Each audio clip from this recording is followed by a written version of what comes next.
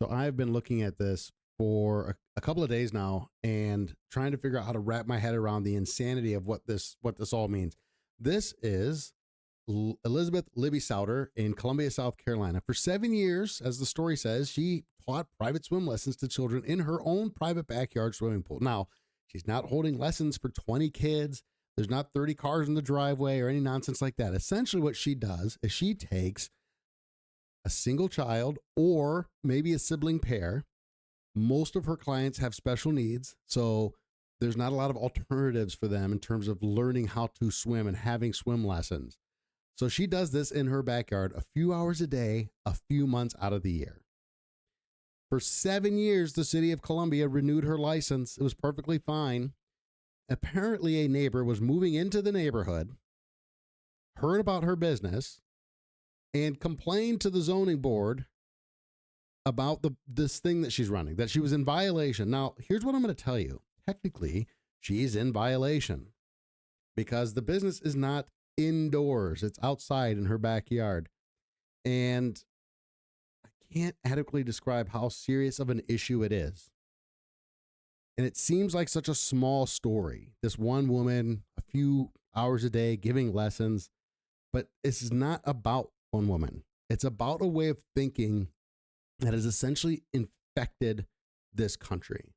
This idea that whenever something is happening that you do not agree with, that's outside the bounds of the technicalities of a specific law, that it is our duty to appeal to authority to put an end to it. Our inability to leave people alone, to not meddle in other people's business, and to feel like the government is the ultimate arbiter of what is right and what is wrong, and who should and should not be able to run a business, who you should and should not be allowed to engage in economic activity with. Where can you buy food? Who could sell food? Who could give a swim lesson in their own backyard?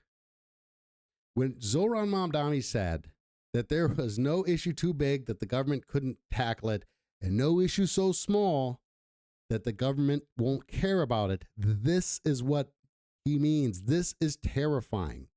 And if we don't start understanding that getting the government involved in every single little aspect of our life, that us, we individual American citizens, constantly appealing to the authority of the state to intervene wherever we see something that we don't completely agree with, is eroding our ability to sustain ourselves.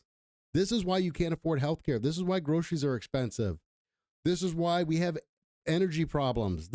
All of this comes from asking the government to manage every aspect of our personal and economic lives, right down to what we're doing in our own backyards.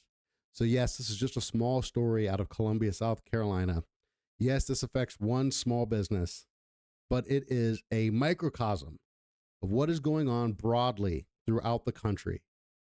When you look at New York City and you look at Seattle and you say, how are we electing socialists to run two major cities in the United States?